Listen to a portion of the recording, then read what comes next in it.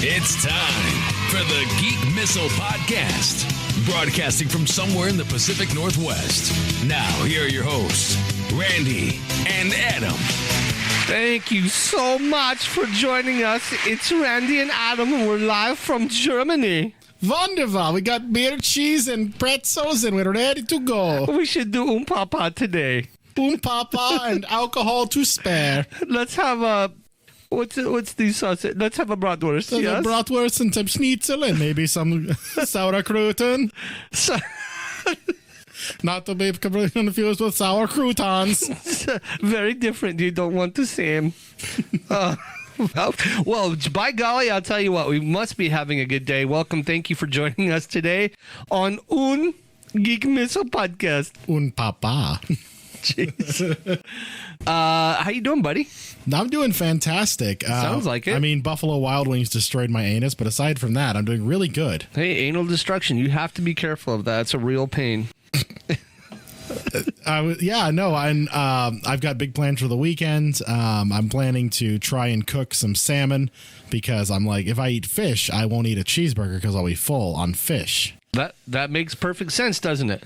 And it would make perfect sense, but I go to these websites and I'm like, oh, I'm going to go get, me a recipe and just something easy because I don't have salmon recipes on hand. And what are you talking about? Everyone's got them. I've got one in my pocket right here. Yeah, your Betty Crocker salmon book. Come on, now everybody has these. Well, how are you going to cook it? What are you thinking? Well, I want to do it on a barbecue grill, and which I knew you'd actually be the person to talk to first. So I actually thought that would be, that's your wheelhouse to know where to go with that. Sure. You want to cook it on a grill? Barbecue, charcoal, or gas, or wood? Propane. Propane, yeah. Perfect. So let me ask you this. How do you like your salmon? Do you like it moist? Do you like it more dry? I like it more moist. I like a good, a nice savory sauce, something, herby. Let me ask you this. Are you afraid to eat sushi? Not at all. Okay, wonderful. Then what kind of flavors do you like with your Salmon? I found balsamic is good, and so is citrus. Both of those flavors are good. Citrusy, flavory. Okay, wonderful. Do you like a buttery flavor too? Yeah. Oh, good Lord. All right, so here's what you're going to do. You're going to take your salmon. Does it have skin on it? Actually, yes. Yes, it does. Skin. Okay. So, I just cooked some salmon the other night. I was at a friend's house. I cooked salmon and chicken and asparagus and what are those things that look like? Oh, zucchini. Oh, yeah. Yeah, and I've got asparagus, zucchini. too. That's another part of the deal. Oh, that's going to go on the grill, bro.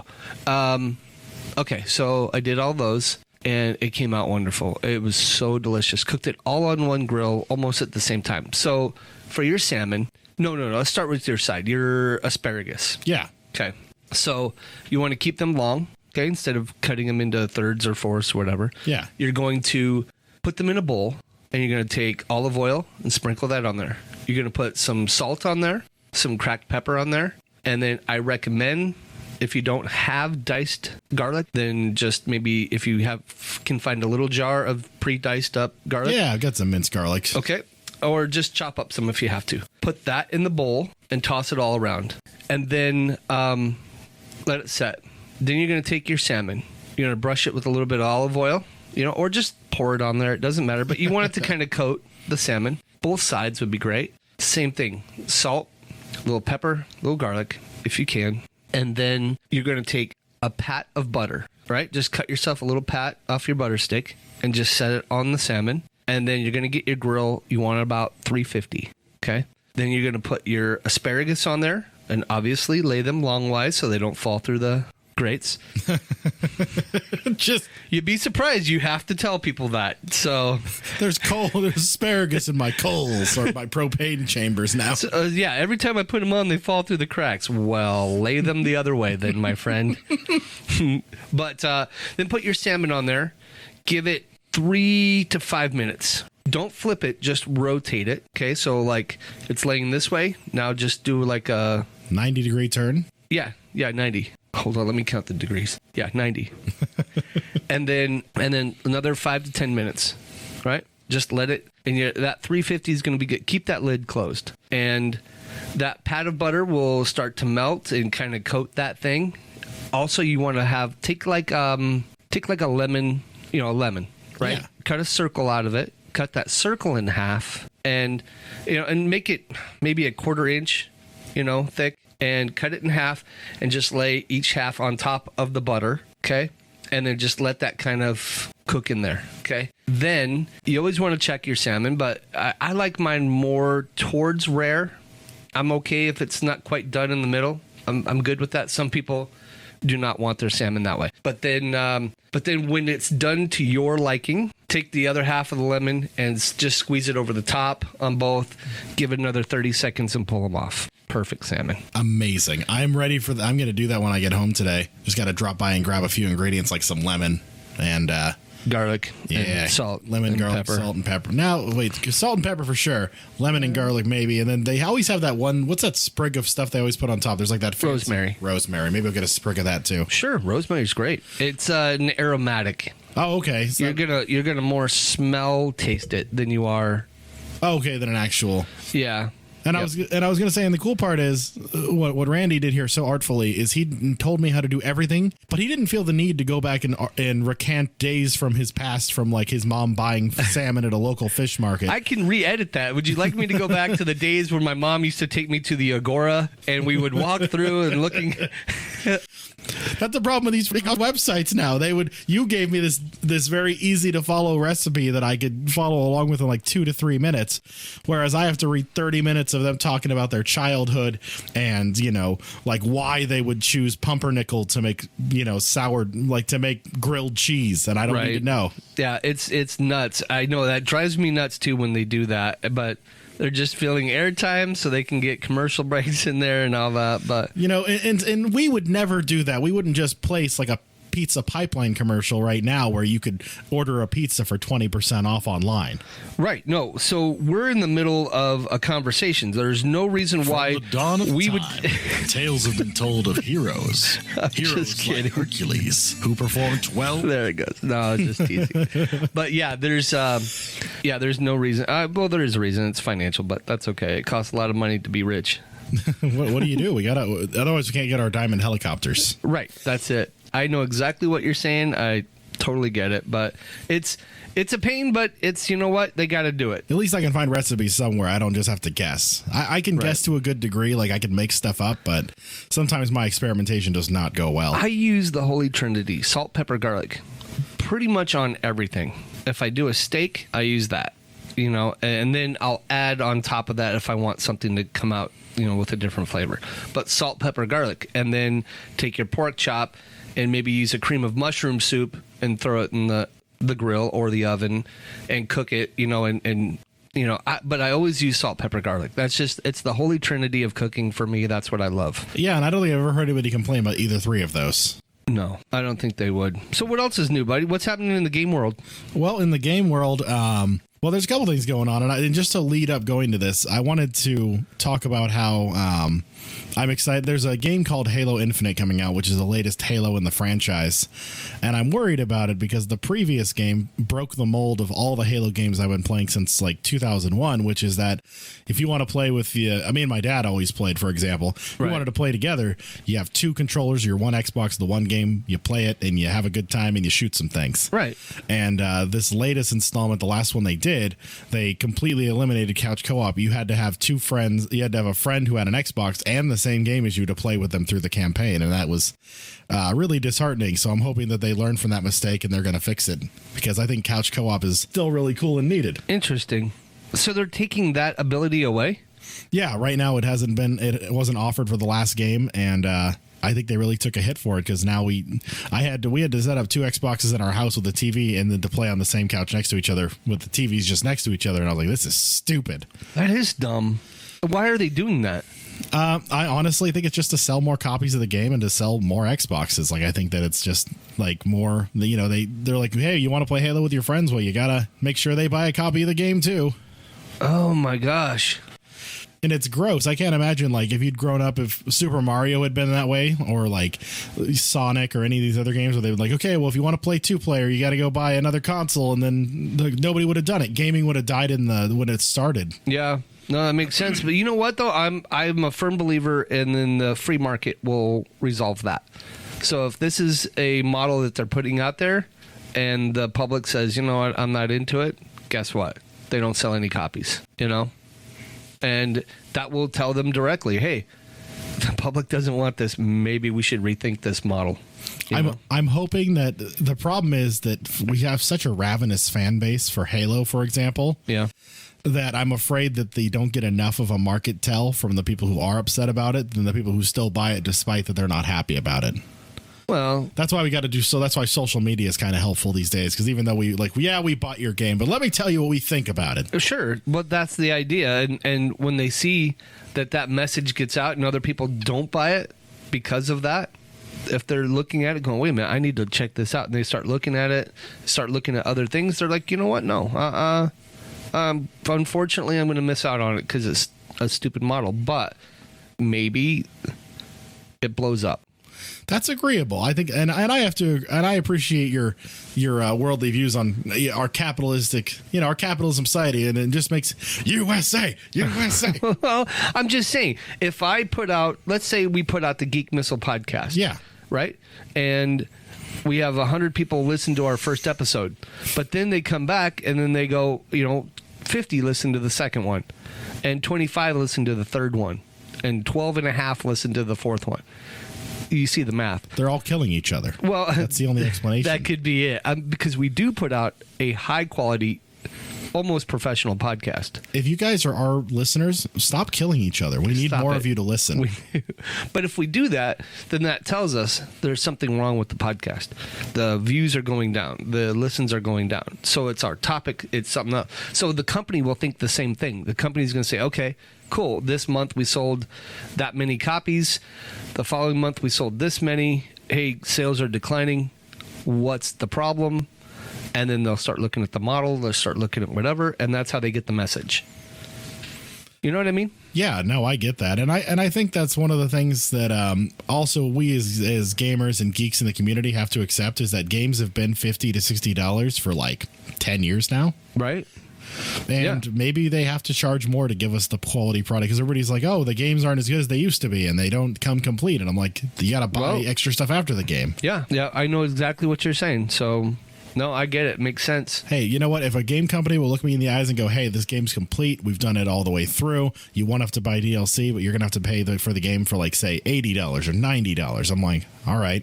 I could agree to that as long as I know that I'm not going to be having to buy DLC or some downloadable content to fully enjoy the game. What's DLC? That is downloadable content that you can buy. So essentially, some games are like the most notable one I can think of was there was a game called Mass Effect. I think it was 2 or 3. And the game essentially is a space age game where you make all your decisions are important. Like if you make friends with certain people, if you do certain things for other people, it all affects the world. It's all very choice centric in games, which I really enjoy. But I guess the way that the game ended, people were really upset because it left it in a way that didn't give an actual ending. I see. It was like a cliffhanger, but with it sounded like no intent to pick it up again. No resolution to it. People were upset. So they introduced some DLC you could buy later that concluded the story. But of course, then that upset people more because they're like, why would you sell the ending as a downloadable? That's, like imagine if you got to the last 20 minutes of like Star Wars or something like that. And they were like, but you got to pay an extra $15 if you want to see what happens to Kylo. Right. That's funny. There would be a theater pop-up. There'd be a revolution. Who didn't pitch in, damn it? Yeah, that's... Oh, my God. That would be crazy now that I think about it like that. Yeah, that would drive me nuts. Yeah. Well, again, they did that, and then was there millions of people that bought it? I think that was the problem is because it was one of those things that you found at the end of the game, the feeding frenzy of buying the game when it first comes out hit. So they got a good chunk there, but that did discourage, I'm sure that discouraged people from buying it when they heard about it. Because I know for me, I took a minute to, because I haven't got to touch those games yet, but hearing all these things ahead of time, I'm like, man, I hope it's free now. Yeah. Oh, that's crazy. What else we got? Let's see. So in the same realm, Stadia, Google's streaming platform they want to make for video games. They're planning to. So the first thing they've promised us is that all their games are going to shoot for 60 frames per second, which is the smoothest frame rate, essentially the target for your frame rate. They're even saying that they'd like to go to 4K resolution, which I'm like, I mean, if you can still make the game look smooth and do it at 4K, that's going to be very impressive. Right. And of course, HD high def resolution support. Of course, if you're going to do 4K, I don't know why they bothered to point that out as a separate thing. I think it's basically one and the same. Well, they just needed to put a spot on there, I guess. Who knows? And of course, surround sound, which, I mean, come on. I think that's everybody's. Anyways.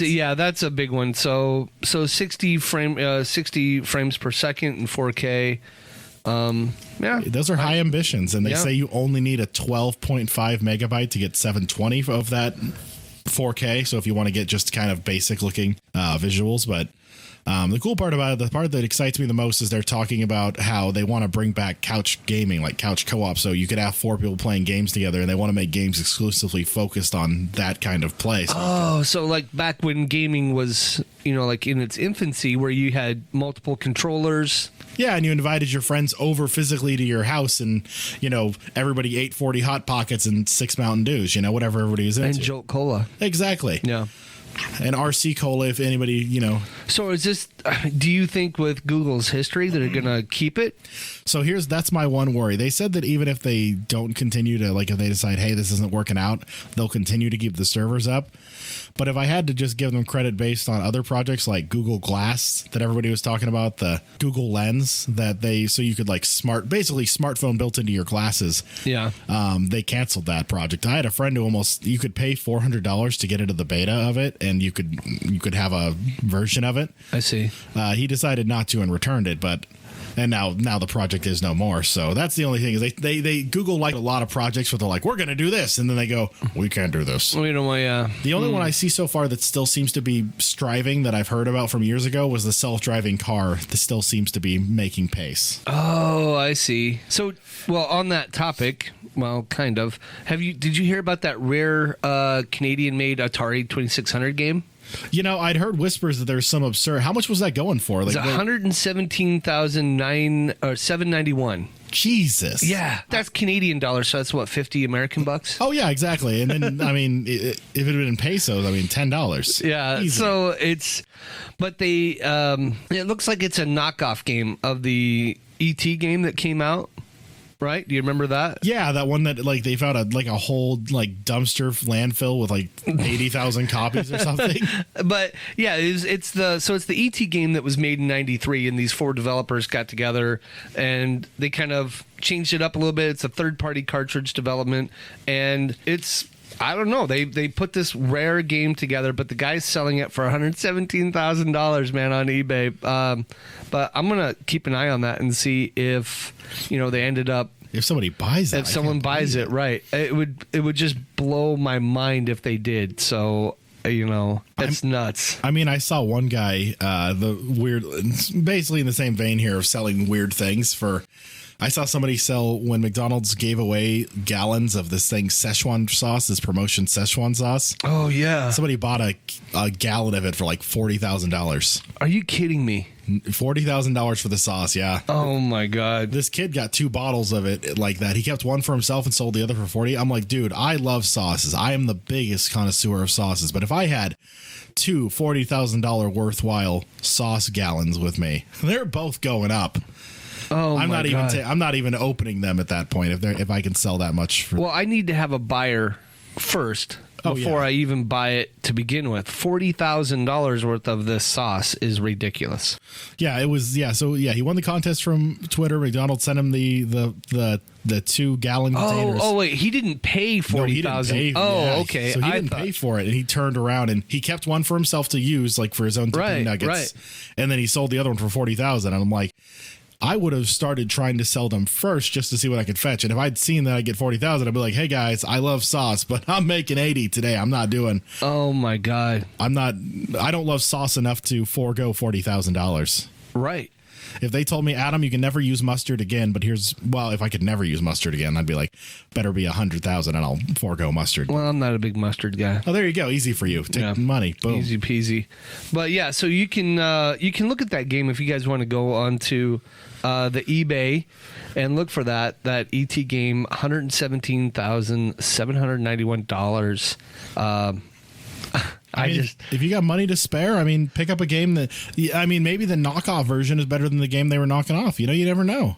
Well, I think that it's rare, Extraterrestrials is what it's called. Yeah. And it's, yeah, I guess you'd have to have a lot of extra money to spend it on something like that. What are you going to do? Just take it home and play it? Yeah, I guess so. I mean, or maybe you could, if there's a museum, you might be able to, because they say these copies like this are only found in like museums across the world. Maybe you could sell it to a more local museum and they might pay more, but probably not. Museums are meant to be more of a nonprofit. Yeah. Well, I mean, I tell you what, for $100K, I'll just dress up as ET and walk around your house for you. Right. Oh, yeah. We will put on the show for you. You can pretend you're controlling us with your controllers, and we will gladly do a live Geek Missile reenactment of ET. That is crazy. Yeah, I just don't see paying for it. I mean, but of course, if you took this to any local pawn shop, they'd be like, yeah, I could probably give you about $50 for it. No, they wouldn't. I bet you they wouldn't give you more than $3 maybe. Right? Yeah. Yeah.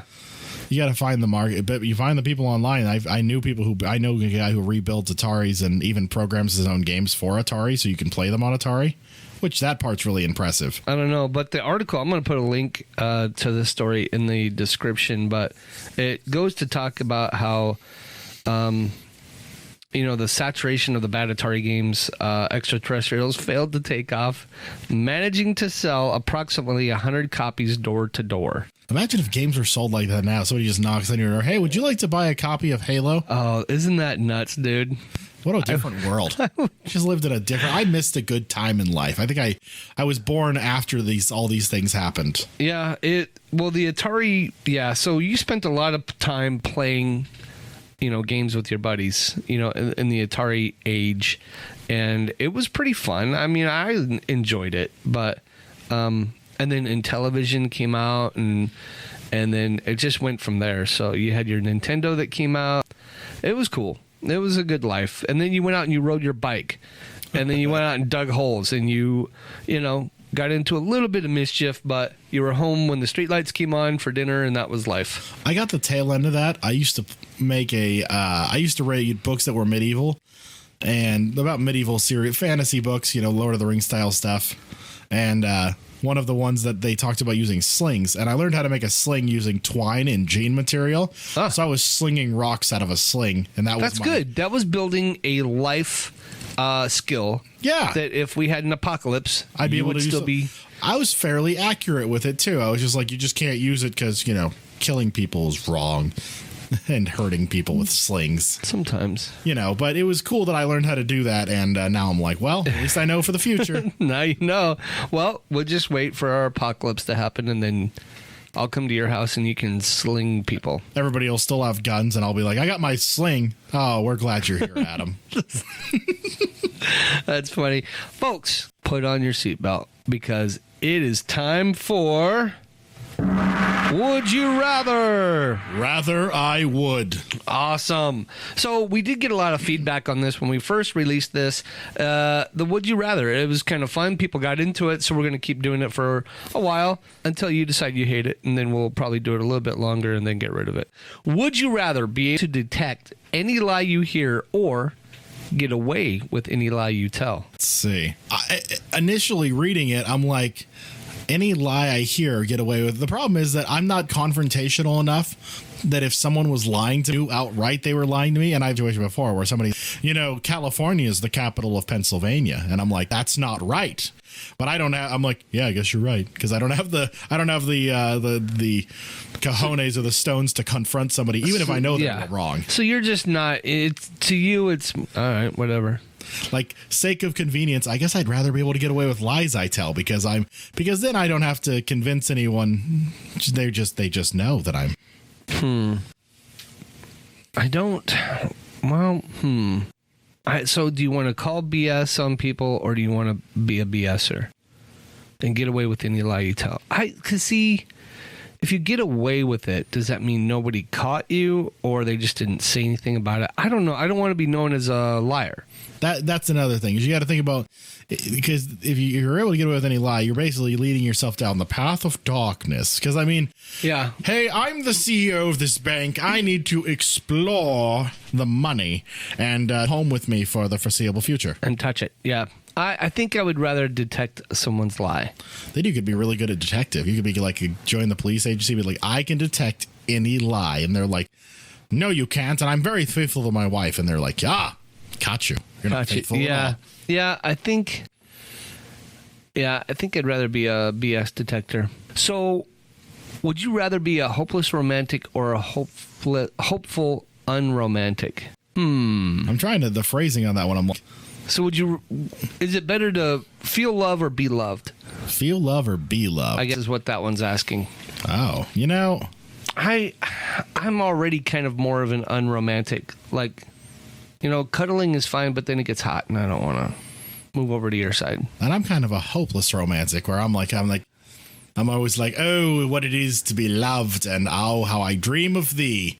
And, I'm very much the romantic? Yeah, very much the romantic type who, if somebody's like, oh, we'll go snuggle and watch movies under the stars. I'm like, okay. I mean, I give flowers to my wife, chocolates. There you go. Yeah, But being hopeless in that really sucks. There's at least when you're an unhopeful romantic, you're getting some love back. Being a hopeless romantic, when you have constantly like you feel all this love for people, but they just don't give it back. That is a painful way to live. Well, they give it back, but they give it back in the way that they are comfortable.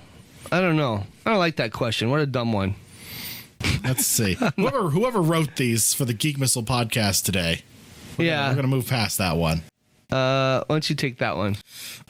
Would you rather have too many friends or too few? I don't know. Growing up, I knew a lot of freaking people. I had a lot of friends. I could get along with the stoners, the jocks, the weirdos, the nerds. I mean, I fit in all those categories. I liked people. So would you rather have too many or too few? I'd rather have too many. I guess too many friends. Yeah, because then you're... Yeah, I mean, because I can't. If too few friends, the thing you run into with too few friends, because I've been both. I've had points in life where I only had like 2 or 3 friends. And the problem is when you only have 2 or 3 friends, when those friends get married or have a baby or go somewhere else, you're by yourself. When you have too many friends, I just have things where I'm like, guys, I can't do everything all the time. Sometimes I just don't want to go out of my house. Right. Yeah. I know. And I think I'd prefer that life where I have to turn down social events here and there than being like, well, I have no one to socialize with. Yeah. Right. So I'd rather have too many friends. That's what I'd rather have. Boom. Would you rather have no taste buds or be colorblind? Oh, yeah, dude. I'd be colorblind at a heart. My dad's colorblind. We could relate that. Like I used to tease him and be like, hey, Dad, why are you wearing a pink shirt? And he's like, and he'd freak out. And I'm like, it's blue. And he appreciated that. I love cooking. So having no taste buds, that would freak me out. That doesn't make sense to me. So I can't imagine eating something tasteless forever. Like, I can't imagine tasteless food. I'm like, why? Right. I mean, I'd be less fat. Like, there's that. Like, I would be so... Because then I'd only eat when I was hungry, and it wouldn't matter. They're like, hey, you should eat some vegetables. Yeah, I guess I will, because it doesn't matter what they taste like. Did you take your metformin today? I actually did. I took it with my unnamed branded shake to help me lose weight. Awesome. I did. I take mine too. So good. Yeah, I think I'd rather be colorblind than not be able to taste foods. Let's see. Would you rather never hear music, not hew music like you could? You don't want to hew it, right?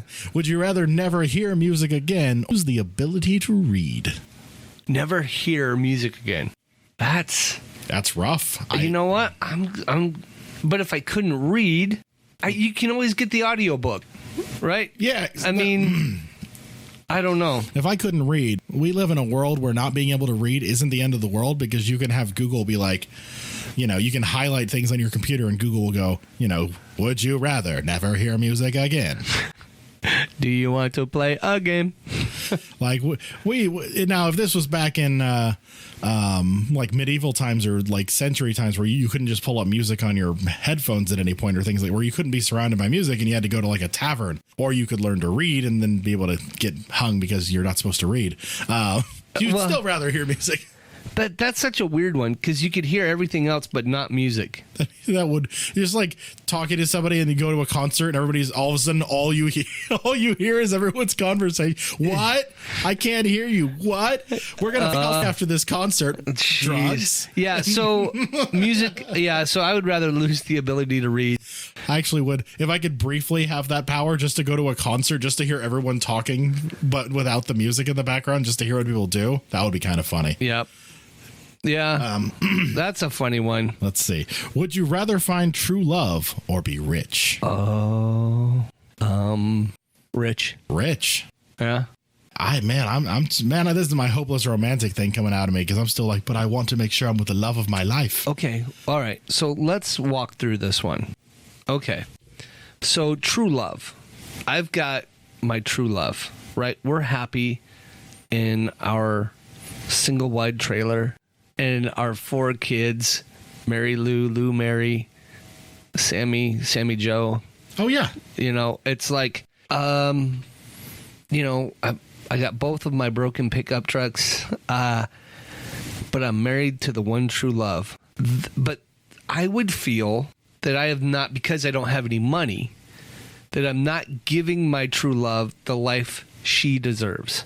I can see that. So I would have that anxiety. No, that's fair. You'd be like, man, I'm doing great, but living on the streets with my true love isn't quite shaking out nicely. So if I was rich, I would have the ability to give my true love, but I would never find her.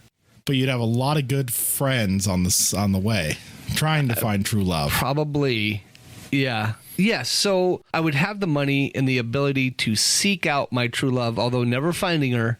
What a journey. I'm going to go with rich. I could see that. I mean, yeah, when I started to think about the... I'm like, because I've had these true love moments and feelings, but it does suck when it's like top ramen. Yeah, yeah. The top ramen paychecks. I know exactly what you're talking about. I've been there. I've been to the point where So what would you rather have, true love or be rich?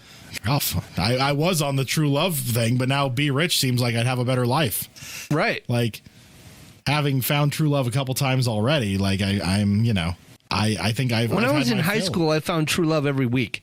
So it's like... And then college hit, and it was sometimes twice in the same day. It was wonderful. I found true love all over the place. Oh, I love her. Oh, I love her. No, I love her. But I love her more now, that person walking by. Yeah. So I think I'm going to go with rich. That's my thing. Would you rather be the richest person in the world or the smartest person in the world? I almost feel like or looking at it now, I'm like, but if I was the richest person in the world, I could hire the smartest person in the world to work for me. Yep. Think of it. If you're the richest person in the world, you don't have to be the smartest person. We all know that all too well. We've learned this through so many venues for our personal work, people we've known and everything like that. We've known these people who, man, you have a lot of money, but you are a sack of bricks. Wow. Yeah. But it doesn't matter because I still work for you. And if I was the smartest person in the world, I'd walk around thinking how everyone's just a dumbass. You couldn't enjoy conversation because every time you talk to anybody, there'd be... that's my question. Would you still find simulation in conversation if the person... Because I enjoy talking to people smarter than me because I get to learn new lenses and things that they're from. But if I was the smartest person in a room, I don't know if I would enjoy conversation. Yeah, I'm going to go with richest again. I'm sorry, but... Money is winning it tonight. Yeah, this is... Oh, man, that is crazy. Yeah, I would go with rich on that one. Okay, let's see. Would you rather have a high-profile job with no family for life or an average job with a family to live by? So we're talking a median income where you're like, you could probably live, you're comfortable. You get your steak once a week or whatever, or your thing, but live in a, maybe a 3-bedroom house or whatever with a full family, or you've got a high-profile making money every day, right? Career, but you don't have a time for a family life. But they don't really... Do you have time for... shit? Of course, we don't refer to women as shit. We do not. But wow. But wenches. An average job with a family to live by. Well, that's kind of where I'm at now. Or a high-profile job with no family. And if you have a high-profile job, oftentimes it takes away from the family to begin with, and you are... But, a high enough profile job, they come with me. They, if I'm traveling, if I'm doing stuff, but if I'm still stuck, with a high profile job, but I work down the street and I never get to see them. Oh, man. Yeah, you get those kids that turn out, like, I'm rich, but my daddy never sees me. And I'm going to be a serial killer. Yes, you get those kind of, you see those movies and stuff like that. I feel bad for the kids that are in like the poor district and have to go to school with this kid. Like, I understand it sucks if you never see your parents. But some of these kids are like, yeah, well, my dad left a long time ago. And guess what? I'm not rich either. So I get the worst end of both sticks. Yeah. I mean, if I had a high profile job with no family, then it would be all about me. It would just be my goals, my contribution to society or a company, depending on what it is I did. It would be me. So I would be sacrificing, what if it was your music? Like, you hit it big, you were a rock star and you were doing your music thing, but you were so busy with tours and concerts that you didn't have time for a family. Like, that was you never established one because you were just, traveling too much. Because then you're going to be in the creative process or the performing process that you enjoy. Whatever I assume if we're gonna go big on this one, like, think of what you would like to do and then how you'd make money at it, and if that would be worth it to have that self-fulfillment. For me, like acting and voice acting and things like that, if I knew I was bringing, like, if I got to the level of, say, like Robin Williams, where I knew that I was making, millions of people happy, I think I could make that sacrifice and not have a family and be okay with it. But if it was just that I was a really good banker, that would be... See, again, this one kind of goes back to that. So if I had an average job and a family, am I able to provide the lifestyle I wanted for my family? Yeah. It sounds like you'd provide them an average life. Like, like they got food on the table. Maybe you guys go to Disneyland once a year or right. Yeah. You got vacations. You got, your whatever. I might go with that one. Average job with a family, to live by. So I would probably do that one, but always wonder what my life would have been like had a high profile job and didn't have a family. Yeah, I think that's my, statistically speaking, average job. Now, if it was, if it was my dream job of whatever, maybe I'd go with the richness. Yeah. All right. So this one, would you rather create history or delete it? Oh, that's a good one. Man, that is difficult because there's certain, like, let's just start with the easiest one that I think comes to mind for most people. If you could say delete the Holocaust, like World War I and World War II, like, let's just say those things never happened. We didn't have that horrific event come up. If we deleted the Holocaust, would Hitler have died? See, that's another question. Or would he go to art school? Like, are we writing history so that he has a better life so he doesn't cause it? Or does it just mean those things never happened or that nobody knows they happened? That's a hard one. I'd rather create history. And that's what we're doing here at the Geek Missile podcast. We are creating history right now. Those of you listening to this, welcome to history. You're going to be written in pages. People are going to go back and draw mustaches and say, turn to page 76 for the next part. And you're going to see us. Yeah. In history books. Yeah, I'd rather create history than delete it. I mean, what happened. Nothing we can do. I'm not going to delete it. I'm going to leave it because we learned lessons from history. Yeah, we did. Good and bad. Yeah. Let's see. Would you rather create a great piece of art and not get credit or get credit for a piece of art you didn't create? Oh, that's a hard one because, boy, who doesn't like credit? Right. Yeah, exactly. Because I'm like, I love to create things and know that they're enjoyed. Like that's important to me. Like, that's why I liked cooking when I was doing things but usually I cooked for people I knew. So I'd hear, oh, Adam, great job with the chicken. Though, going back to the music realm, there are people that write music and then an artist will come along and purchase that music. And they now have the rights to say written by them sometimes. And I would think, or create a piece of art that you didn't, or get credit for a piece of art you didn't create. And that's like, isn't that the story of like Achy Breaky Heart? Like the guy that wrote that, it was stolen from him for the most part. Yeah. And the guy who did get the credit, what's his name? I don't know his name. I can't think of it. It's Miley Cyrus's dad. Yeah, Billy Ray Cyrus. That's right. So, he got credit for that song, but he didn't write it. And so I guess it depends on your personality. For me, if I had a media storm following me where they were like, where was your inspiration to making this beautiful piece of art? How did you come across this? I'd be like, after a while, I'd be like, I don't know. I just came to me in a dream. See, and then create a piece of art that you did not get credit for. I think oftentimes it comes to light as to who wrote it. And you may not get it may have already lived its life. That piece of art, it already was famous. It was already great. It was already something. And then, come to find out, Randy Howell wrote it. Oh, yeah. Oh, that's cool. Bye. So you would get the credit eventually, but I would say, I don't know. I'm going to say did not get the credit for. That's kind of where I'm at. As a creative, I appreciate, although I know it must suck for the guy who wrote the Achy Breaky Heart. Could you imagine, man, this song really speaks to me, man. Billy Ray Cyrus is just such a true visionary of knowing how to write to your soul. And you just have to sit there and just be like, Yeah, that's, yeah. So I'm that's my answer. I'm going to go with credit I didn't get. But I'd still feel good about it because anytime I heard people talk about it, even though they weren't saying my name, like, man, this is the greatest piece of art I've ever seen. And be like, yep, I did that. Well, that is it, my friends. That is what we have today. That was Would You Rather. Oh, I screwed it up again. Hold on. Would You Rather. There we go. We got it. That was cool, man. That's fun. I like doing that kind of thing. I think it's important to our session. I think it helps support the show. I think it does, too. It's a lot of fun. So, folks, that does conclude today's episode of the Geek Missile podcast. As always, we appreciate you listening to us.